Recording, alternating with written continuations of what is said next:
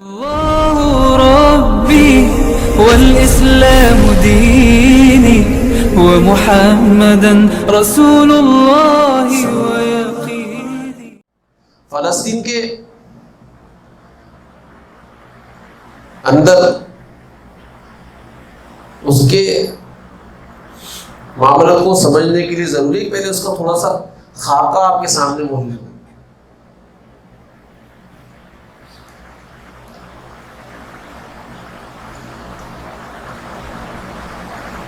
حضرت ابراہیم علیہ السلام کے دو بیٹے تھے، ایک کا نام تھا اسحاق اور ایک کا نام تھا اسماعیل. یہ جتنے سارے بنی اسرائیل کے انبیاء علیہ السلام آ رہے ہیں یہ سارے بنو اسحاق ہیں. اسحاق علیہ السلام کے بیٹے ہیں. اسماعیل علیہ السلام کی اولاد میں حضور صلی اللہ علیہ وسلم کی ذات کو اللہ تعالیٰ کی ذات نے نبی بنایا، اور نبی بھی ایسا کہ سب پر چھا گئے. نبوت ہی ختم کر دی، مہر لگا دی، اس کے بعد کوئی نبی نہیں، کوئی نیا نبی نہیں آئے گا، آ نہیں سکتا. ایسی مہر لگا دی اللہ تعالیٰ کی ذات. تو جنہوں نے موسیٰ علیہ السلام کو تنگ کیا، اتنی ساری چیزیں اللہ تعالیٰ کی ذات نے سامنے دکھا دی، جادوگروں کے سامنے عصا کو پھینکا تو وہ سانپ بن گیا، اس کو سانپ بنتا ہوا باقاعدہ اللہ تعالیٰ کی ذات نے دکھایا.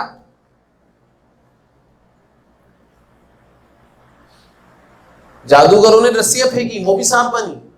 وہ نظر کا دھوکہ تھا، اس میں ماہیت چینج نہیں ہوئی تھی، وہ رسیاں ہی تھیں، لیکن آپ کی نظر کے اوپر جادو ہو گیا تھا.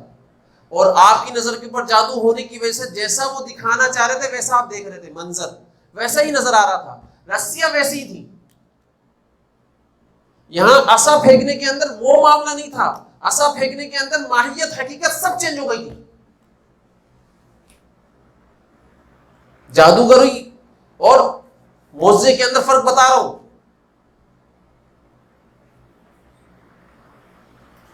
یہاں پر آپ ماہیت اور حقیقت کو چینج نہیں کر سکتے، جیسا دکھایا جا رہا ہوتا نا ویسا منظر نہیں ہوتا سامنے. آپ کی آنکھوں کے اوپر، دماغ کے اوپر جادو ہوتا ہے.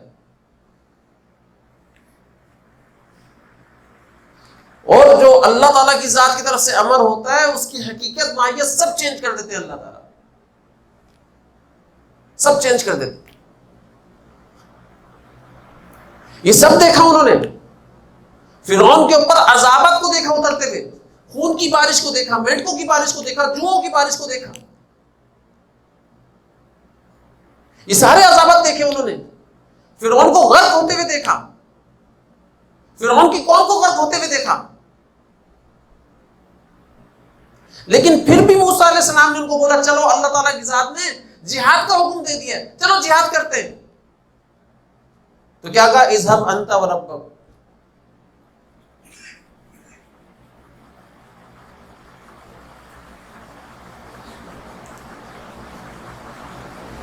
بھائی آپ اور آپ کا رب چلا جائے. اذهب انت وربک فقاتل انا هاهنا قاعدون. کہ بھائی آپ اور آپ کا رب چلا جائے، جا کر قتال کرے. ہم تو یہاں بیٹھ کر نا آرام سے آپ کا انتظار کر رہے، قتال کر کر جب آپ آ جائیں، کیونکہ فتح تو آپ کو یوں نہیں بتا دیجیے گا.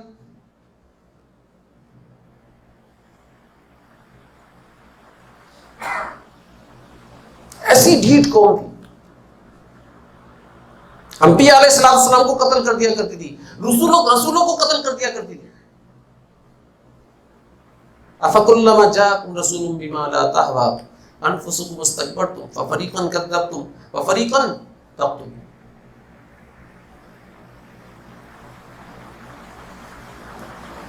یہ رسولوں کو قتل کر دیا کرتی. تو جو اپنے رسولوں کو قتل کر دیا کرتی ہو وہ کیسی خطرناک قوم ہوگی.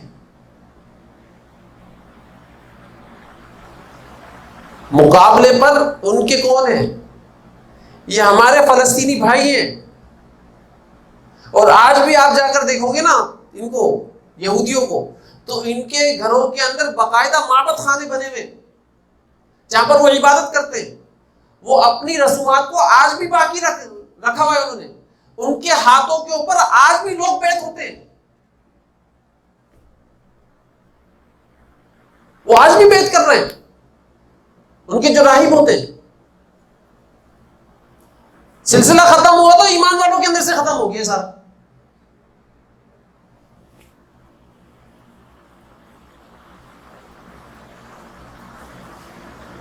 ایسی خطرناک قوم اللہ تعالیٰ کے حکم سے. لیکن تو بتانے کا مقصد یہ تھا کہ ابراہیم علیہ السلام کے 2 بیٹے تھے، اسحاق علیہ السلام.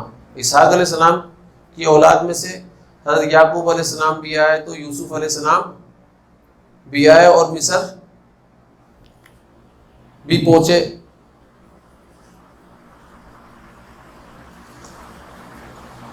تو اس طریقے سے موسیٰ علیہ السلام بھی چل رہے. تو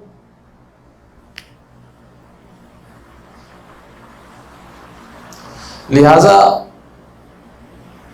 ان میں تینوں کے اندر، یہودیوں میں، عیسائیوں میں اور مسلمانوں میں بنیادی نقطوں کا فرق ہے. وہ کیا؟ کہ یہودی عیسیٰ علیہ السلام کے بارے میں یہ کہتے ہیں کہ بھائی آئے تھے، سولی پر چڑھائے گئے اور بس چلے گئے، اس سے زیادہ اور کوئی بات نہیں ہے. اور عیسائی کہتے ہیں ہاں ان کو سولی پر چڑھایا گیا، سولی پر چڑھانے کے بعد ان کا انتقال بھی ہو گیا، پھر ایک غار کے اندر اللہ تعالیٰ کی ذات نے ان کی لاش کو رکھا اور وہاں پر اس لاش کے اندر دوبارہ روح پھونکی، زندہ کیا اور پھر اس کو آسمان پر اٹھا لیا.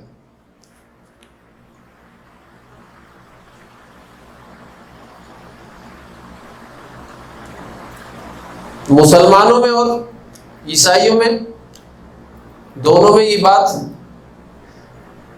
ایک جیسی کہ آسمان پر اٹھا لیا. اس بات میں دونوں متفق ہیں، اور اس بات پر بھی دونوں متفق ہیں کہ قرب قیامت حضرت عیسیٰ علیہ السلام آئیں گے.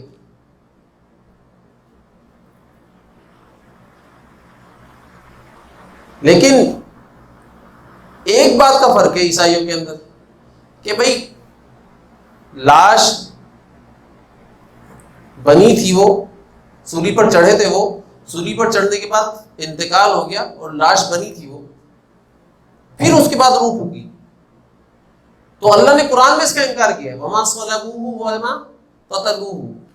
یہ اللہ تعالیٰ کی ذات نے قرآن کے اندر فرمایا کہ نہ انہوں نے ان کو صلیب چڑھایا ہے، نہ انہوں نے ان کو قتل کیا ہے، بل رفع اللہ، بلکہ اللہ تعالیٰ کی ذات نے تو اپنی طرف اٹھا لیا ان کو زندہ. تو اللہ تعالیٰ کی ذات نے جو قرآن کے اندر نازل فرمایا ہے، میرا اور آپ کا یقین اس بات کے اوپر ہے نا. تو عیسائیوں کے اندر اور مسلمانوں کے اندر یہ بنیادی فرق ہے. اور قرب قیامت جس کو دیکھیں، ان کے دجال میں اور ہمارے دجال میں فرق ہے. وہ جس کو ہم لوگ حضرت عیسیٰ علیہ السلام کہتے ہیں، یہودی لوگ اس کو دجال کہتے ہیں. اس کو سمجھ، جن کو ہم عیسیٰ علیہ السلام کہتے ہیں، مسیح، وہ اس کو کیا کہتے ہیں؟ ان کو کیا کہتے ہیں؟ وہ دجال کہتے ہیں کہ بھئی یہ دجال ہے، اس کا تو نسب بھی ثابت نہیں ہے، یہ دجال بن کر آئے. نعوذ باللہ باللہ. اور جس کو ہم دجال کہتے ہیں، جس کو باندھا ہوا اللہ تعالیٰ کی ذات نے، وہ اس کو مسیح سمجھتے ہیں. مسیح کا مطلب ہوتا ہے نجات دہندہ، کہ آئے گا ہمارے کو سارے حالات سے نکال کر نجات دلا دے گا.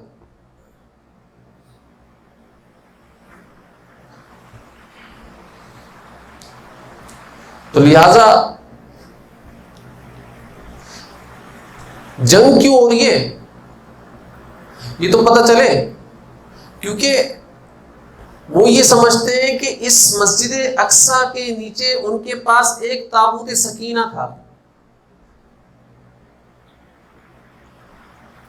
تابوت سکینہ مسجد اقصی کے نیچے دفن ہے، اور اس تابوت سکینہ کے اندر موسیٰ علیہ السلام کا عصا، تورات کا کچھ حصہ اور بہت سارے تبرکات ہیں، جس کو یہ جنگوں کے اندر آگے رکھا کرتے تھے، اور آگے رکھنے کی وجہ سے تبرک، ایسا متبرک بکسا ہے یہ کہ ان کو فتح ہو جایا کرتی تھی۔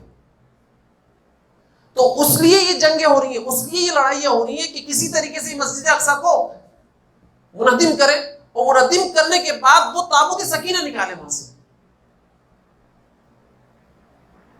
کیونکہ پتہ ہے ان کو کہ یہ تابوت سکینہ اگر ہمارے پاس آ گیا اور نکل گیا تو ہم اس کو آگے رکھیں گے اور ہم پورے جہاں کو فتح کر لیں گے،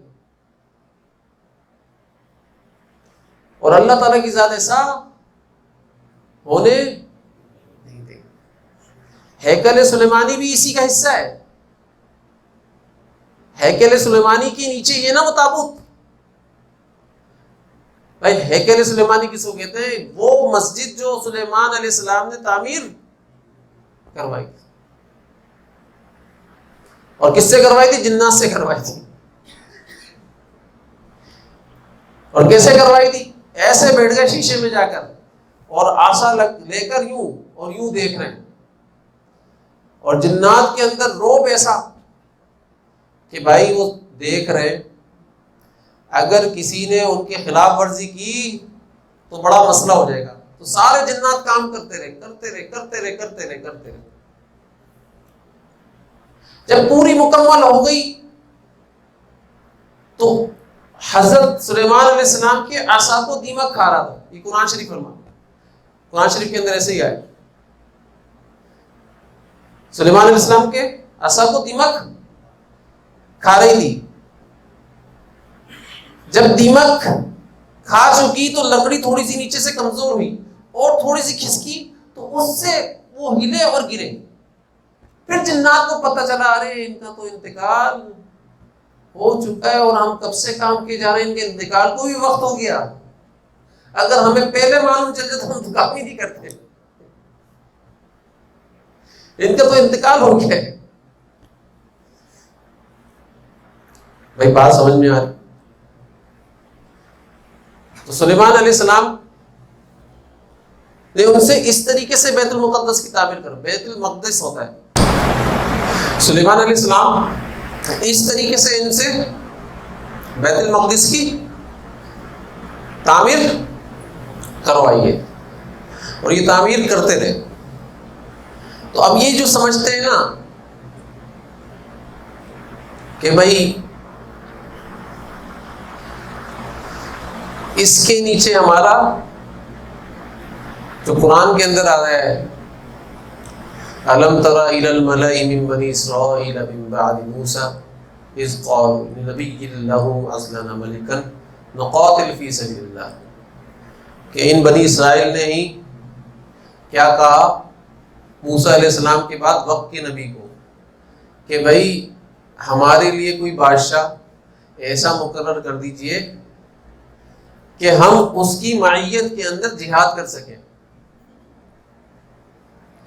تو یہ وقت کے نبی کیا فرما رہے ہیں کہ تم جہاد کبھی بھی نہیں کر سکتے ہو، تمہارے اندر اتنی طاقت اتنی ہمت نہیں ہے کہ تم جہاد کر سکو، بلکہ تم شکستی کھاؤ گے، اور تمہارے اندر ہمت ہی نہیں کہ تم جہاد کرو۔ فرمایا نہیں، آپ بولے تو صحیح، مانگے تو صحیح، ہم ضرور جہاد کریں گے۔ تو ٹھیک ہے، ایک بادشاہ کو مقرر ان کے اوپر کر دیا گیا۔ جب بتایا گیا کہ بھائی آپ کے اوپر ایک بادشاہ کو مقرر کیا جا رہا ہے، وقال لهم نبيهم ان الله قد بعث لكم طالوت ملكا، بھائی آپ کے اوپر ایک بادشاہ مقرر کیا جا رہا ہے جس کا نام کیا ہے؟ طالوت ہے، طالوت۔ پہلے کیا ہوتا تھا کہ بادشاہت شاہی خاندان میں ہوتی تھی، بادشاہت شاہی خاندان کے اندر ہوا کرتی تھی، اور نبوت نبی کے خاندان میں ہوا کرتی تھی۔ اس کو سمجھنے کی ضرورت ہے، ٹھیک ہے نا؟ تو لہذا ان میں سے ہی بادشاہ کے خاندان میں سے ہی طالوت کو بادشاہ مقرر کر دیا گیا. تو اب یہ کیا بول رہے ہیں؟ اب بول رہے ہیں کہ بھائی یہ تو ایک غریب آدمی ہے, اللہ تعالیٰ کی ذات کو اور کوئی نہیں ملا, ہم مالداروں میں سے, ہم سرداروں میں سے کسی بات کو بادشاہ مقرر کرتے, اس غریب آدمی کو بادشاہ کی مقرر کر دیا. تو اس کا مطلب کیا بتایا جا رہا ہے؟ ایک فطرت ہوتی ہے سرداروں کے اندر, جس کے پاس تھوڑا سا بھی ذرہ برابر بھی عہدہ آ جاتا ہے نا, اور وہ کسی کا کوئی سردار بن جاتا ہے, کسی قبیلے کا, کسی جگہ بڑا عہدیدار بن جاتا ہے, تو اس کے اندر یہ تکبر آ جاتا ہے کہ میں اپنے سے چھوٹے کی بات مانوں کیسے, حالانکہ وہ صحیح کہہ رہا ہو پھر بھی نہیں مانے گا. تو نے بات صحیح بھی کی ہے تو کیوں کی, میرے سامنے کی کیوں؟ یہ ہوتا ہے, یہ اللہ فطرت بتا رہے کہ بھائی ہم میں سے بادشاہ نہیں ہے یہ, ہم مالدار لوگ, ہم زیادہ حقدار, کہ ہم میں سے کوئی بادشاہ اللہ تعالیٰ مقرر کرتے, اس کو مقرر کر دیا. اس کے پاس کیا ہے؟ اس کے پاس تو کچھ بھی نظر نہیں آ رہا, اور خامخواہ میں اس کو بادشاہ بناتے ہیں, ہم میں سے بنائیں. تو وقت کے نبی فرما رہے ہیں کہ بھائی اللہ تعالیٰ کی ذات نے اس کو ہی تمہارے اوپر بادشاہ مقرر کیا ہے, لہذا اس کو بادشاہ مانو اور اس کی معیت کے اندر جہاد کرو. اب یہ بات بھی اتنی مشکلوں سے سمجھائی جا رہی ہے ان کو, ڈھیٹ, میں بتا رہا ہوں ڈھیٹ کو,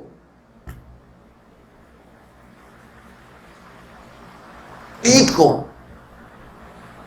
اور ہمارے یہاں بھی ایک طبقہ ایسا چل رہا ہے کہ وہ اپنے علم کی بنیاد, حالانکہ علم کچھ بھی نہیں ہے, اللہ معاف فرمائے, کچھ بھی علم نہیں ہے, صرف گمراہی ہے, اپنے آپ کو عالم سمجھنے کی بنیاد کے اوپر, عالم سمجھنے کی بنیاد کے اوپر اسی طریقے سے ہٹ درمی کرتا ہے جس طریقے سے یہودی کرتے ہیں. یہی مکہ کے لوگوں کو بتایا کرتے تھے نا یہ یہودی لوگ, جاؤ پوچھ کر آؤ, کیونکہ ان کے پاس تورات تھی نا, تو تورات کے اندر یہ ساری چیزیں موجود, جاؤ پوچھ کر آؤ اصحاب کہف کون ہے, ذوالقرنین کون ہے, روح کیا ہے, ذرا پوچھ کر تو آؤ. یہی بتایا کرتے تھے سوالات, یہی سوالات لکھ کر دیا کرتے تھے, اور اپنے آپ کو بڑا ہوشیار سمجھا کرتے تھے, یہ لکھ کر دیا کرتے تھے. تو ایسے بھی آج معاشرے کے اندر ایسے بہت سارے لوگ ہیں جو پہلے ہی سوالات لکھ کر دیتے ہیں, ذرا ان سے پوچھ کر آؤ یہ کیا ہے, ذرا ان سے پوچھ کر آؤ یہ کیا ہے, ذرا ان سے پوچھ کر آؤ یہ کیا ہے. آتا خود کو کچھ بھی نہیں ہے, کچھ بھی نہیں ہے. آپ دیکھ لیں جو اماموں کو نہیں مانتا طبقہ, غیر مقلد, آپ دیکھ لیں ان کے اندر ایسی ہٹ درمی ہوتی ہے, ہمارے حضرت فرمایا کرتے تھے ان کے اندر آپ یہودی جیسی ہٹ درمی دیکھو گے,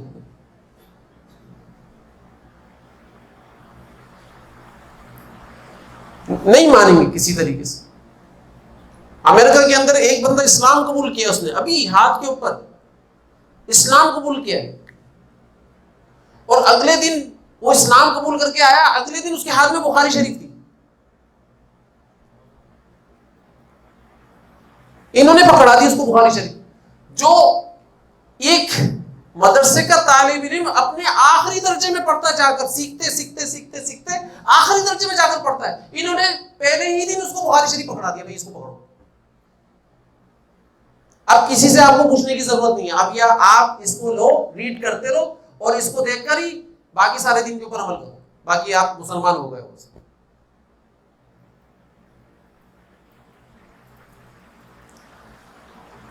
یہ ایسا کام کرتے ہیں. تو میں بتا رہا ہوں مزاج ایسے, آج بھی ہماری امت کے اندر ایسے لوگ ملیں گے آپ کو, ان کے مزاج کی ٹکر کے اوپر ملیں گے. آپ ان کے سامنے جتنے بھی حق بات کرتے رہو, جتنی حق بات کرتے رہو, ان کے مزاج کے اندر صرف بحث ہوگی, ضد ہوگی, اور کچھ نہیں ہوگا. ان کے سامنے کتنی اچھی بات آپ حق والی کر دو, یہ مانیں گے نہیں.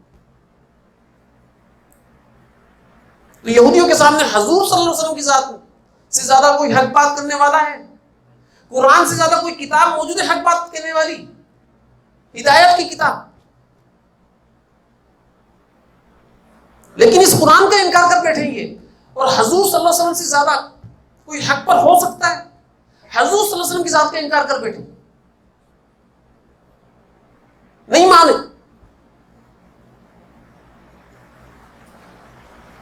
تو لہذا جس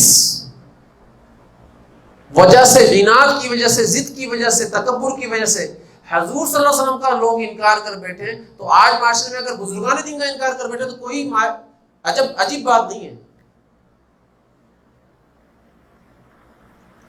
تعجب کی کوئی بات نہیں ہے, اس میں کر سکتے. تو لہذا حضرت طالوت کو اللہ تعالیٰ کی ذات نے ان کے اوپر بادشاہ مقرر کیا اور جہاد کا حکم دے دیا, کیونکہ انہوں نے خود نے بولا تھا نا, ہمارے اوپر کوئی ایسا بادشاہ لائے ہمارا جہاد کرنے کا دل چاہتا ہے. اور وقت کا نبی کیا بتا رہا ہے, فَهَلْ عَصَيْتُمْ إِن كُتِبَ عَلَيْكُمُ الْقِتَالُ أَلَّا تُقَاتِلُوا, کہ بھائی اگر تمہارے پر جہاد فرض ہو گیا نا تو تم جہاد نہیں کر سکو گے. وَمَا لَنَا أَلَّا نُقَاتِلَ فِي سَبِيلِ اللَّهِ وَقَدْ أُخْرِجْنَا مِنْ دِيَارِنَا وَأَبْنَائِنَا فَلَمَّا كُتِبَ عَلَيْهِمُ الْقِتَالُ تَوَلَّوْا إِلَّا قَلِيلًا مِنْهُمْ وَاللَّهُ عَلِيمٌ بِالظَّالِمِينَ. بھائی ہم کیوں نہیں قتال کریں گے, کیوں نہیں قتال کریں گے؟ ہمارے بچوں کو نکال دیا, ہمارے گھروں کو ہمارے گھروں سے بے گھر کر دیا, ہمارے بچوں کو ہم سے دور کر دیا, تو ہم جنہوں نے یہ کام کیا ہم اس کے اوپر تو قتال کریں گے, چھوڑیں گے تھوڑی ہم لوگ. فرمایا اچھا چلو. تو جس کی معیت میں ان کو قتال کرنا تھا اس کو ہی نہیں مان رہے, اور جو اللہ تعالیٰ کی ذات نے مقرر کیا ہے.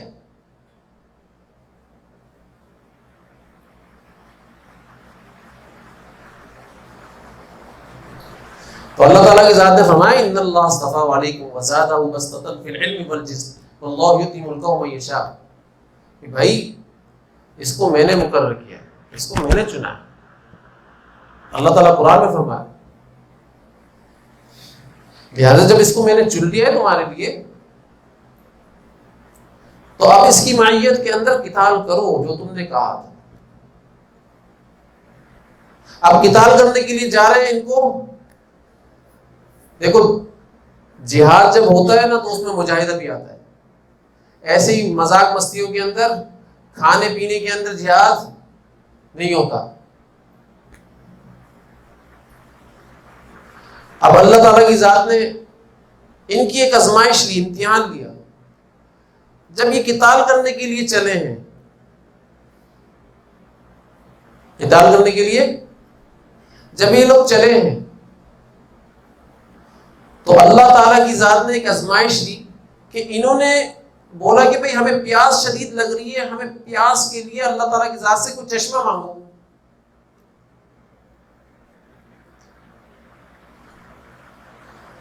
اب ان کے لیے چشمہ مانگا گیا, اور چشمہ مانگنے کے اندر چشمہ اللہ نے دے تو دیا, لیکن اللہ تعالیٰ کی ذات نے فرمایا اس میں سے کوئی پانی نہیں پیگا, اس میں سے کوئی پانی نہیں پیگا. اگر تم میں سے کسی نے پانی پیا تو فلیسا منی, کہ بھائی وہ ہماری اطاعت سے نکل گیا. اس لیے اس میں سے پانی کوئی بھی نہیں پی, اور اگر پانی پینا ہے تو تھوڑا سا پینا, تھوڑا سا, چلو بھر. حدیث کے اندر آتا ہے چلو بھر پانی پینے کی ان کو اجازت ملی تھی, باقی اس سے زیادہ پانی پینے کی ان کو اجازت تھی. اب جب یہ پانی پینے کے لیے چشمے پر گئے ہیں تو بہت خوب سیر ہو کر, کیونکہ اللہ نے منع کر دیا تھا, پھر بھی انہوں نے بولا اللہ کو بعد میں دیکھ لیں گے, ہمارا کو تو بھی پیاس لگی ہے. خوب سیر ہو کر پیا. اللہ کے حکموں کو, ہم بھی مسلمان ایمان والے ایسے ہی کرتے ہیں, اللہ کے حکموں کو بعد میں دیکھ لیں گے, ابھی تو یہ فائدہ ہمیں نظر آ رہا ہے, یہ فائدہ پہلے حاصل کر لو پھر دیکھیں گے بعد میں. جب کوئی ڈیل آتی ہے نا یار اللہ کا حکم کے سامنے, اور یوں نگاہ, اوہ اللہ کا حکم کہاں سے آ گیا, جلدی سے کر لو, پھر بعد میں بولوں گا یار مجھے پتہ نہیں تھا اللہ یہ آپ کا حکم ایسا ہے. بہت سارے لوگ ایسے بھی اگنور کر رہے ہوتے ہیں اللہ کے حکم کو, اور اللہ تعالیٰ کی ذات کو ہی دھوکہ دینے کی نعوذ باللہ کوشش کر رہے ہوتے کہ اللہ تعالیٰ کی ذات کو بتائیں گے، ہمیں بعد میں پتہ چلا. ایسا نہیں. تو انہوں نے بھی ایسا ہی کیا، پانی خوب سیر ہو کر پیا کہ بعد میں دیکھ لیں گے اللہ تعالیٰ کے حکم کو. اب جب سیر ہو کر پانی پیا تو ان کی جو ہمت تھی وہ جواب دے گئی، یہ آگے ہی نہیں بڑھ سکے. اور جنہوں نے چلو بھر پانی پیا تھا، تھوڑا سا پانی پیا تھا، اللہ تعالیٰ کی ذات نے ان کو یہ تھوڑا پینا ہی کافی کر دیا، ان کو سیراب کر دیا. سارے پیچھے رہ گئے، تھوڑے سے رہ گئے بس. کتنے رہ گئے تھے؟ 313 آدمی. جو اصحاب بدر کی تعداد وہی ان کی تعداد. بھائی حضرت اسامہ بن زید رضی اللہ تعالیٰ عنہ اور حضرت عثمان غنی رضی اللہ تعالیٰ عنہ یہ بدر کی لڑائی میں شریک نہیں ہوئے تھے. کیوں؟ کیونکہ حضور اکرم صلی اللہ علیہ وسلم کی جو بیٹی تھی حضرت رقیہ رضی اللہ تعالیٰ عنہ، ان کی طبیعت بہت زیادہ خراب تھی. حضور صلی اللہ علیہ وسلم کی ذات نے ان کو روک دیا تھا، ان کی تیمارداری کرو، آپ کو آنے کی ضرورت نہیں ہے.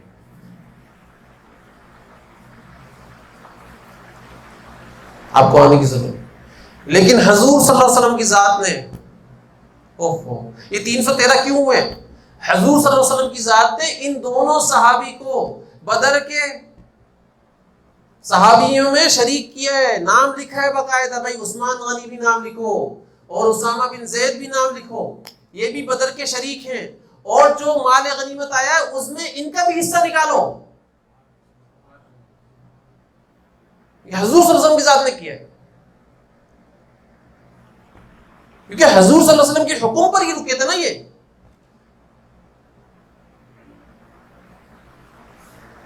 اور بدر کے اندر جو فتح ہوئی ہے، فتح ہونے کے بعد حضرت رقیہ رضی اللہ تعالیٰ عنہ کا انتقال ہو گیا. اور حضور صلی اللہ علیہ وسلم ان کو دفنانے کے لیے خود اترے اور پریشانی کی حالت میں اترے. اور جب قبر سے باہر نکلے تو خوشی کی حالت میں نکلے. تو صحابہ نے عرض کیا یا رسول اللہ، جب آپ قبر میں اترے تو خوشی کی پریشانی کی حالت میں تھے، اور جب باہر نکلے تو خوشی کی حالت میں مسکراتے ہوئے نکل رہے ہیں، یہ کیا وجہ ہے؟ فرمایا مجھے یہ شک تھا، اللہ اکبر، مجھے ایسا لگ رہا تھا کہ میری بیٹی کو قبر کا عذاب ہوگا، لیکن اللہ تعالیٰ کی ذات نے میری بیٹی سے قبر کے عذاب کو ہٹا کر مجھے خوشی فراہم کر دی ہے. یہ کس کی بیٹی ہے؟ یہ کس کی بیٹی ہے؟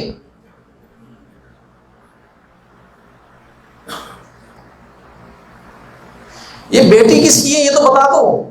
آپ صلی اللہ علیہ وسلم کی ذات کو، اور آپ صلی اللہ علیہ وسلم کی ذات اللہ کے کون ہے؟ محبوب ہے. محبوب کیا سوچتے ہوئے اتر رہے ہیں اور کس حالت میں اتر رہے ہیں اور سوچ کیا آ رہی ہے بیٹی کے اعتبار سے؟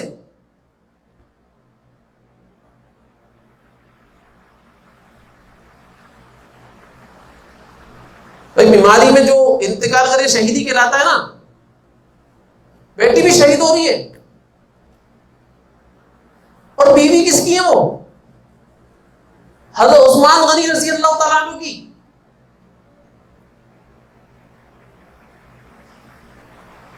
آج میں اور آپ تو بولتے ہیں کہ میں آپ کو صحیح بتا رہا ہوں، بڑی کہاوت ہے اور بڑی مثالیں مشہور. یہ بزرگ گزرے پورے قبرستان کی مغفرت ہو گئی.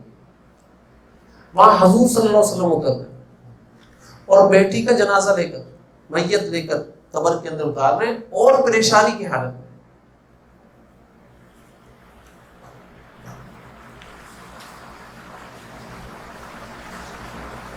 ابھی یہ طوفان آیا نا تو کیا ہو رہا تھا؟ اس ملک میں طوفان کیسے آ سکتا ہے؟ اس کراچی شہر میں ایک جگہ عبداللہ شاہ غازی رحمۃ اللہ علیہ، تو ایک جگہ فلاں ہے، تو ایک جگہ فلاں ہے، تو ایک جگہ فلاں ہے. جہاں پر اتنے سارے بزرگ ہوں تو وہ طوفان کو روک لے گا. نعوذ باللہ من ذالک.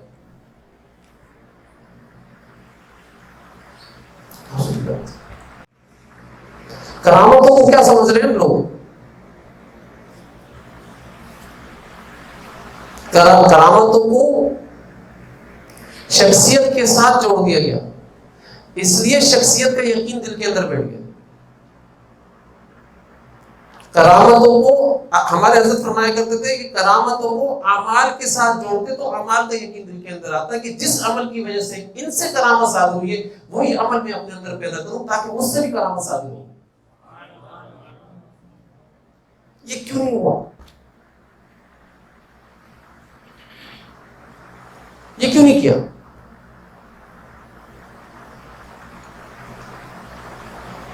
بھائی ایسا نہیں ہے۔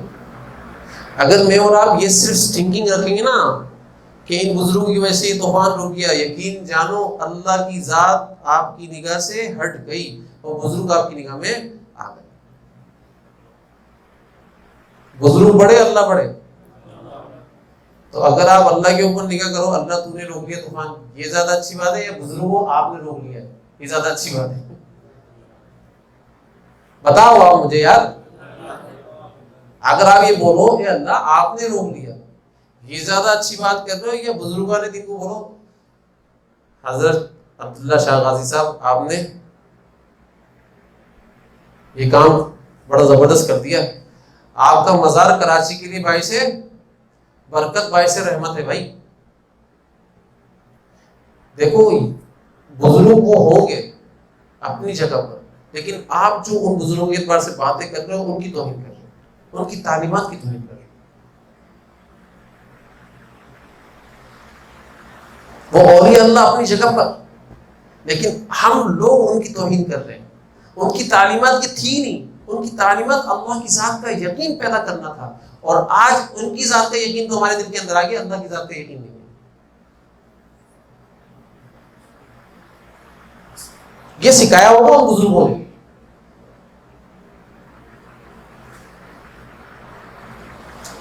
تو لہذا اللہ تعالیٰ کی ذات نے ان کے لیے مقرر کیا کہ بھائی پانی نہیں پیو گے، اگر پانی پیا نا تو بس انہوں نے پانی پی لیا، خوب سیروں پر پیا، ان کی ہمت ساری جواب دے گی، اور 313 رہ گئے جنہوں نے چلو بھر پانی پیا تھا، وہی آگے جا سکے، باقی یہ نہر کے اوپر ہی رک گئے کیونکہ آگے بڑھ ہی نہیں سکے، ان کی ہمت ہی نہیں ہو سکی لڑائی لڑنے کے لیے۔ اب جب انہوں نے دیکھا جالوت کو، اور جالوت ہٹا کھٹا زبردست قسم کا بھاری بھرکم انسان، انہوں نے دیکھا جالوت کو کہ بھائی یہ تو بڑا زبردست انسان ہے اور اس کے پیچھے فوج بھی بہت ہے اور ہم 313 ہی ہیں، تو انہوں نے کیا کہا؟ قالوا لا طاقة لنا اليوم بجالوت وجنوده، قالوا لا طاقة لنا اليوم بجالوت وجنوده، کہ بھئی ہمارے اندر تو طاقت نہیں ہے اس جالوت سے لڑنے کی اور اس کے لشکر سے لڑنے کی، ہم تو نہیں لڑ سکتے، ہمارے اندر نہیں ہے طاقت۔ تو بتایا کیا جا رہا ہے اس کے اندر؟ بتایا یہ جا رہا ہے کہ دیکھو اس کو سمجھنے کی ضرورت ہے۔ بتایا یہ جا رہا ہے کہ اللہ تعالیٰ کی نافرمانی کرنے کے بعد ایمانی طاقت ختم ہو جاتی ہے۔ وہ جو 313 تو آ گئے، لیکن 313 کے علاوہ جو 4000 لوگ تھے وہیں پر ہی رہ گئے، اور 4000 میں سے کتنے لوگ آئے؟ 313۔ جو وہاں پر اتنے زیادہ تعداد میں لوگ رہ گئے یہ نافرمانی کی وجہ سے رہ گئے۔ بتایا کہ اللہ کی نافرمانی کرو گے اللہ ہمتیں ختم کر دیں گے، اللہ حوصلے پست کر دیں گے، تمہارے اندر سے تمہارا اپنا روح ختم ہو جائے گا، تو دشمنوں کے اندر تمہارا روح کہاں جائے گا؟ دشمنوں کے اندر تو روح اللہ کی عظمت کی وجہ سے ہے نا، اللہ کی فرمانبرداری کرنے کی وجہ سے۔ یہ اصول پہلا بتایا جا رہا ہے۔ آج ایمان والوں کو یہی دعوت دے رہے ہیں اللہ تعالیٰ قرآن کے اندر، تم میری فرمانبرداری پر آ جاؤ، پھر میری غیبی مدد بھی دیکھو گے، تم ہی فاتح ہوگے، تم ہی فاتح ہوگے۔ صرف ایک کام کرو، وہ کام کیا ہے؟ کہ پہلا کام یہ کہ فرمانبرداری کے اوپر آ جاؤ۔ پہلا کام کیا ہے؟ فرما برداری کے اوپر آ جاؤ. قال الذين يظنون انهم ملاقو الله كم من فئة قليلة غلبت فئة كثيرة بإذن الله والله مع الصابرين. ابھی کیا فرمایا جا رہا ہے کہ بھائی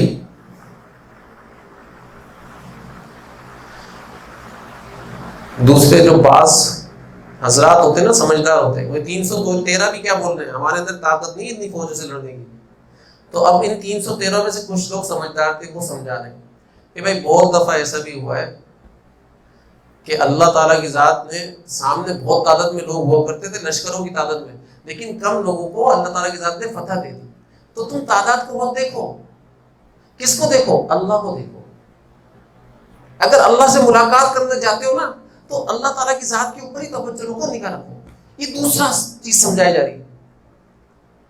پہلی چیز تو اللہ کی نافرمانی نہیں کرو، اور دوسری چیز کہ کسی سبب کے اوپر نگاہ نہیں، اللہ کی ذات کے اوپر نگاہ رکھو.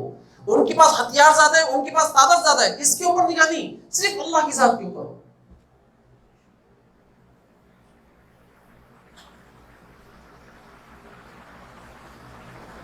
واللہ مع الصابرین. پھر اللہ تعالیٰ کے حکم سے انہوں نے تیسری چیز کی. یہ دو باتیں ہو گئی، تیسری چیز دعا کی. قالوا ربنا افرغ علینا صبرا وثبت اقدامنا وانصرنا علی القوم الکافرین. یہ تیسری چیز کی انہوں نے. یہ تین چیزیں ہیں، اگر ایمان والے ان تین چیزوں پر آ جائیں، یقین جانے آپ کی فتح کو کوئی نہیں روک سکتا. پہلی چیز اللہ کی نافرمانی چھوڑ دیں، ٹھیک ہے نا، اجتماعی شکل میں اللہ کی فرمان برداری کی طرف آ جائیں، ٹھیک ہے. اور دوسری چیز کیا کریں کہ اللہ کی ذات کے اوپر توجہ، چاہے تعداد میں دشمن کتنے بھی زیادہ کیوں نہ ہو، یقین کس کے اوپر ہو؟ اللہ کی ذات کے اوپر. اور تیسری چیز کیا ہے؟ دعا. سارے دیکھو توجہ اللہ کی ذات پر کروائیے دعا کرنے سے پہلے. سارے اللہ کا غیر نکال کر توجہ کس کی طرف گئی؟ اللہ کی ذات کے اوپر. اور پھر دعا بھی کیسی مانگی؟ قالوا ربنا افرغ علینا، کہ اے ہمارے رب تو صبر کا جتنا پیمانہ، جتنا خزانہ تیرے پاس ہے نا، ان کو ہمارے اوپر انڈیل کر فارغ ہو جا، فارغ کر دے، بلکہ سب کو فارغ کر دے اپنے خزانے کو، ایک بوند بھی باقی نہ رہے. افریق کہتے ہیں کہ پورا انڈیل لیا جائے، صبر کا جتنا بھی پیمانہ اللہ کے خزانے میں ہے نا، سارا. پتہ نہیں اللہ کے خزانے میں تو صبر کو کتنی تعداد میں ہوگا، وہ تو بے انتہا ہوگا.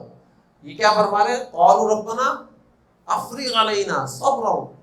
افریق کہتے ہیں سارے پیمانے کو ہمارے اوپر، صبر کے سارے پیمانے کو، خزانے کو ہمارے اوپر انڈیل دے. ایک بوند بھی وہاں پر نہ رہے، ساری ایک بوند بھی ہمارے اوپر آ جائے.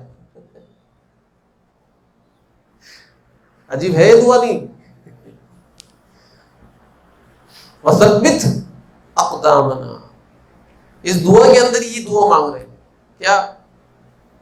کہ اللہ ایک تو صبر کے سارے پیمانے، خزانے ہم پر انڈیل دے، ٹھیک ہے. دوسرا ہمارے قدموں کو جما دے، اور وانصرنا علی القوم الکافرین، اور ہماری نصرت کر دے کس پر؟ یقین جانو یہ سارے اعمال اپنا لو.